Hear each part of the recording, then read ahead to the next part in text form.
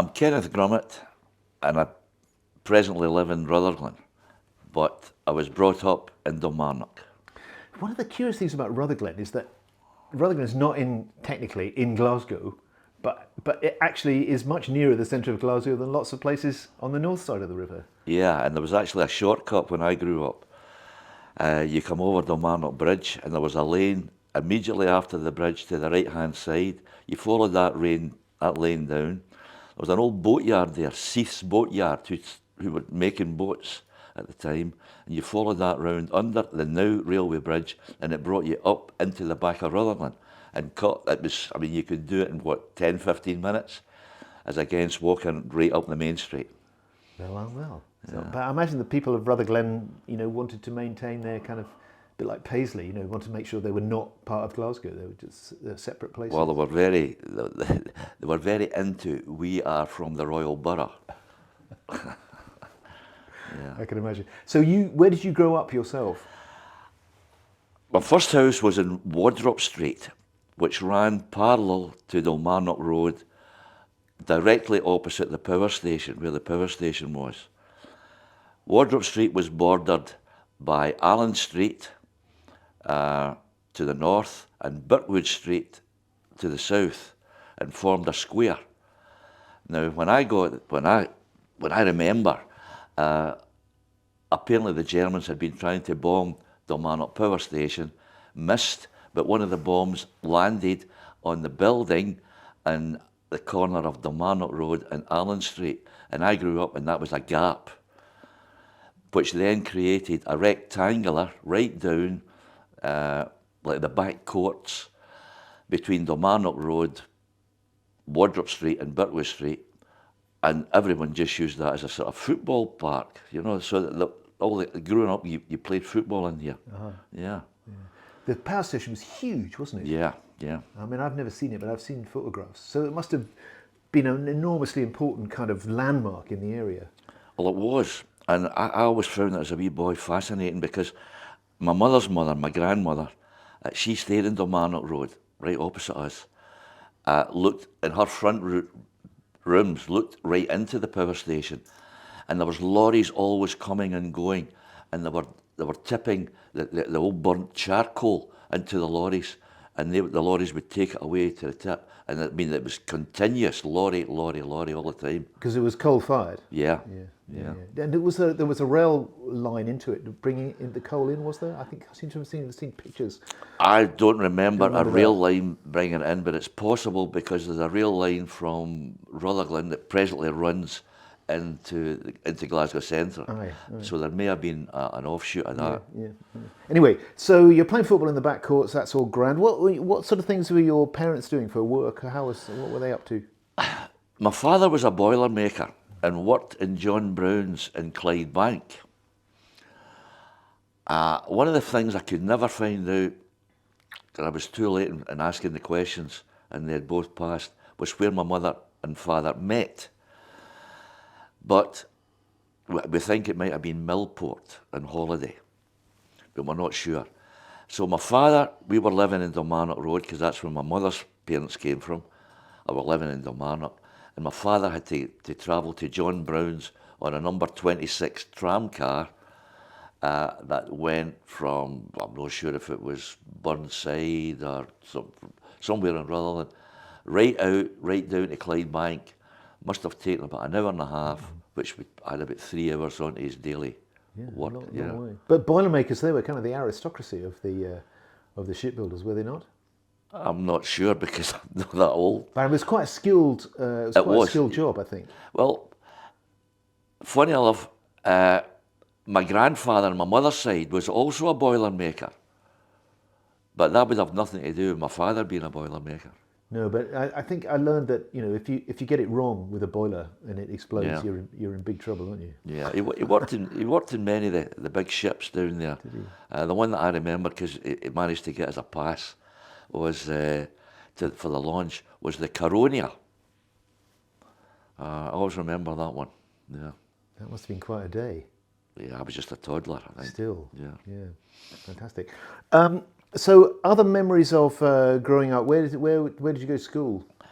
I went to primary school, not far from where we're sitting now. And in fact, the building's still standing, Strathclyde Primary School. It's just located over there somewhere.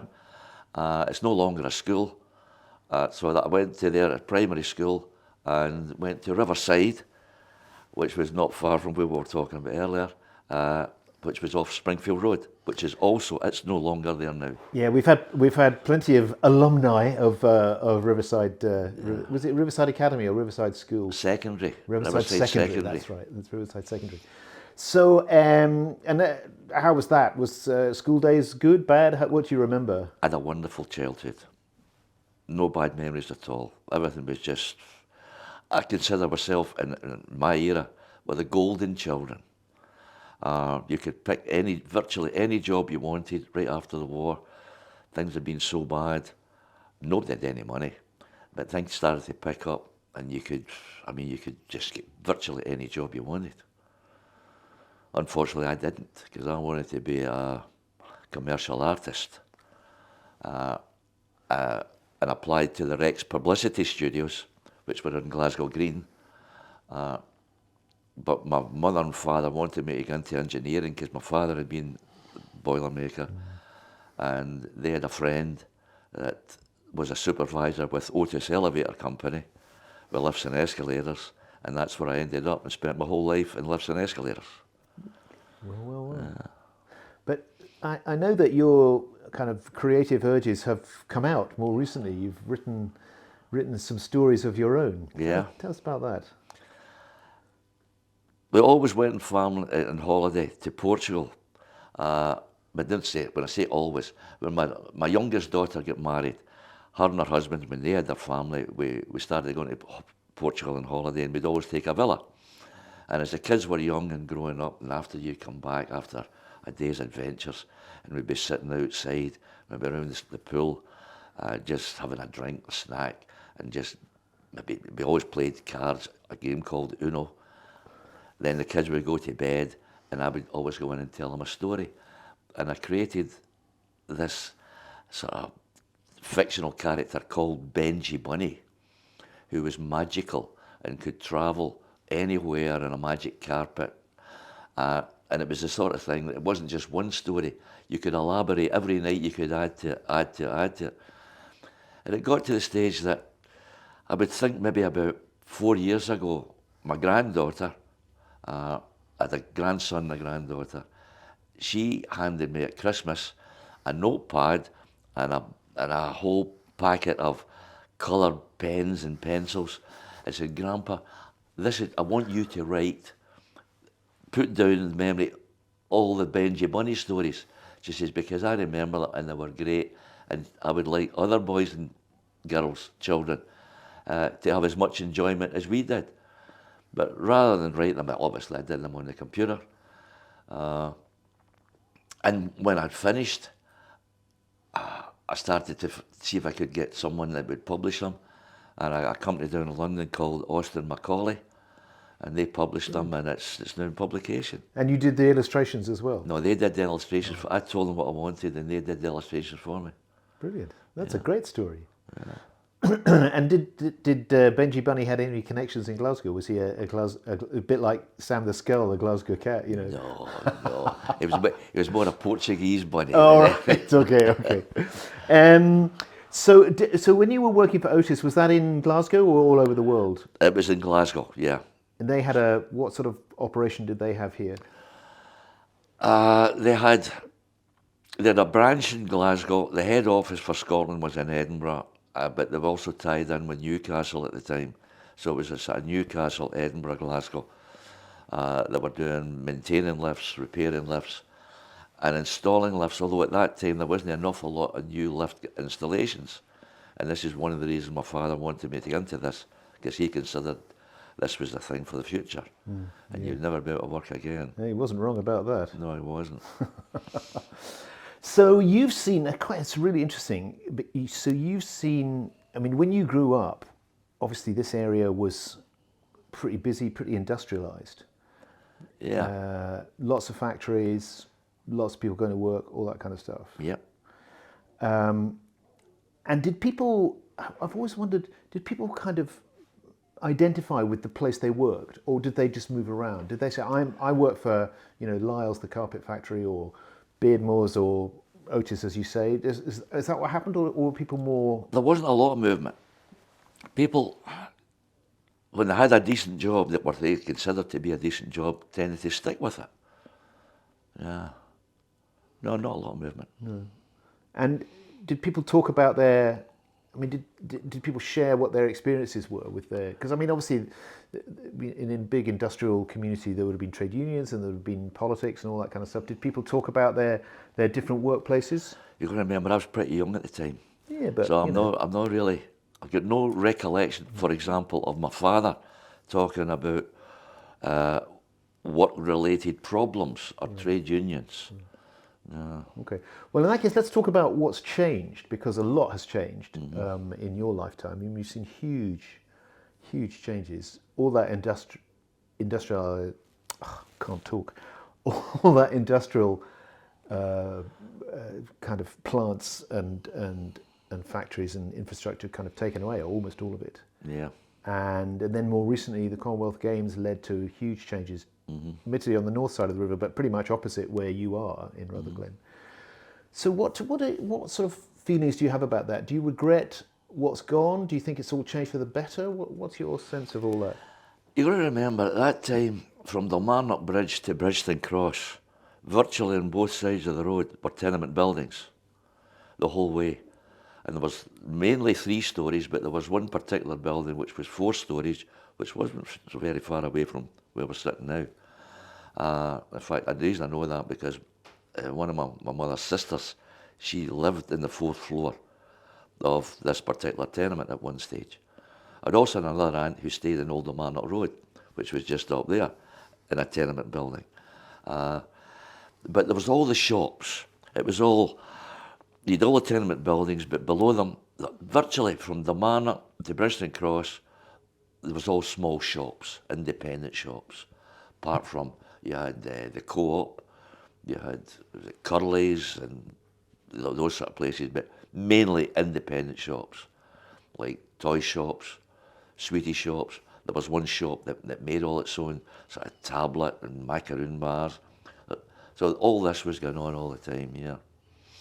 And that's all gone? All gone. Great sense of community in those days. No one locked their doors. I remember that. Everyone looked out for everyone else because no one had anything worth stealing. And since obviously a lot of those tenements were knocked down, particularly in preparation for the Commonwealth Games. A lot of new houses have been built, again, on the north side. Well, on your side, they've made that park at the Cunningar Loop, which is quite nice, I think. Yeah. So how do you feel about the future now? I mean, it won't be your future, obviously, but how do you feel about, what you can see going forward? Do you think these are better times, do you feel, or do you think that it's kind of, we've lost something? I think it's going to be completely different times, but that's for a multitude of reasons. In no way am I a racist, but the population of the East End of Glasgow has changed dramatically since I was a boy. We've got people from all over the world all living, and a lot of them in the East End of Glasgow now, and they all need housing. So I can see a multinational sort of society for the future growing up. Let's hope they can all get on with each other, as well as we did when it was non-multinational, because we all got on great together. It's an interesting question, isn't it? Do the people who come from Poland or Pakistan or wherever it is, do they become Glaswegians when they live here? What's your feeling about that? I would hope so. I'm a member of a bowling green. We've got some Indians in it, and that's about it. Mm-hmm. But we're open to everyone, but I don't know, maybe I'm just too old, maybe I'm just so far adrift from what's actually happening at the core. But I don't know if people want to integrate or whether they want to sort of get a house close to where their own national people are living. I don't know. And I think that's what's maybe happening over in the south side of Glasgow. Yeah. No, that's a fair question. Okay, so now you have to tell us, I know you've written your own story, so you have to tell us the best story out of your autobiography. Oh, I don't know. I don't know. There's a lot of good stories. I bet there's some good ones. Yeah. Pick one for us and tell us a story. I don't know if there's any. Aye, you do. Yeah. Isabel, tell me which is the best one. Can't really think. Oh, yeah, come on. No, to be honest. There's a lot of them. Because I played football. There's stories about that. I formed my own band. Well, we formed a band just before we left school, which went on. We ended up playing in the Denison Pally. We were the backing group to Jack Anderson, the Big Sound. We played in the Majestic. Then What kind of music? at the time it was standard pop. Right. At the time it's standard pop. That lasted about 2 or 3 years. Great. Then I met Isabel. Didn't play for a couple of years, missed it, went back, and I ended up playing in a band, my own band, up till I was about 50. So we ended up doing all sorts of stuff. It ended up more like a wedding band than anything else. Yeah. No, that's a very respectable kind of band, cover band. Yeah, excellent stuff. What did you play? I played keyboards and sung. Excellent stuff. Yeah. And the other thing you said, the football. How far did you go in the football? When I was 16, I get picked up with Benburn Football Club. I think I played about 5 games, get kicked all over the place, because everybody was twice the age I was. Gave it up. I've actually smashed my knee. Gave it up. Never played for 2 years, and then went back and played amateur, and was fortunate enough to win the amateur West of Scotland Cup. Playing for Clyde United. fantastic. Yeah. Oh, great. Yeah. Great. And it's always an interesting question. Is the football better now than it used to be? Football's a bit like you were saying about the rest of the community. I mean, you look at the Celtic team. I live here, so I know more about them than the other team. But they're full of people from all over the world. Yeah. Japanese people, fantastically good, I gather. Yeah. So in a way, the football reflects the changes in the rest of the community. Do you think that's... Money spoiled football. I remember my father telling me, he says, son, he said, yeah, ideally, you want to get a job as a draftsman. He says, because they're getting £20 a week, and that's the same as the big football players are getting. So a football player was getting the same as a draftsman now. I bet a draftsman wishes he was getting the same as a football player in this day and age. Can I argue with that? Yeah, very good. Great. Well, I think that's fantastic. I just think it's... Oh, yes. When you were at school, or indeed not just at school, but what kind of relationship did you have with the river? You mentioned that shortcut. That was very helpful. But did people play in the river? Did they go fishing? Did they go paddling? Did they... What sort of... No, but I can remember a tragedy. He wasn't really one of my friends, but I knew him. He was maybe a couple of years older than me. In fact, he went on to be a professional football player with St Mirren, a guy called Malcolm Darragh. And his father had a shop in Kilmarnock Road, just along from where the power station was, on the same side of the street as the power station. And he was one of the fortunate ones because he had his own business. He actually had a car, which was unusual in those days. And he was going up to Rutherglen one night and didn't take the turn right and come off the road, right down the banks and right into the Clyde and get killed, get drowned. Yeah. Well. So that's one I do remember. Yeah, so the river giveth and the river taketh away. But the river, I mean, you realise when you're just young guys, in those days we're talking about all the gangs that were all around about Bridgeton and mainly Bridgeton, not so much Kilmarnock, but some of the older sort of boys in Kilmarnock, they thought they would start a gang. I always remember that. So that's we were the next sort of generation, so we'll have a gang too, you know. So you had to have an initiation ceremony to get into the gang. Well, we made it up. And it was, you had to climb under Kilmarnock Bridge. There's pipes going under Kilmarnock Bridge. One of them's maybe about 3 feet in diameter. And you had to climb along this from one end to the other, and that was the initiation sermon. If my mother knew that, I would never get let out again. Oh God, yeah. Another time, we could go, it was a long way to school, but we could actually go along the banks of the Clyde from the Man-up Bridge into Riverside School. But there was a couple of lanes come off of the Clyde up into Springfield Road. And in fact, where Riverside School was, the playing fields had a massive big tank there. It must have been something to do with the war for the fire and any fires. This was full of water, right? And there was a lane right next to that, going right down to the Clyde.